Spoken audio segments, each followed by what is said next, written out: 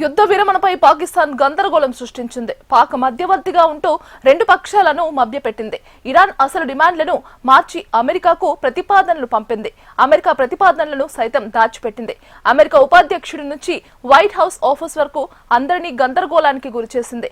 పాకిస్తాన్ తీరుపై America, Iran అసహనం వ్యక్తం చేశాయి. ఇరాన్ 10 డిమాండ్లు తాము ఒప్పుకునేది లేదని అమెరికా తేల్చి చెప్పింది. లెబనాన్ పై దాడులు ఆపాల్సిందే ఇరాన్ అని డిమాండ్ చేసింది.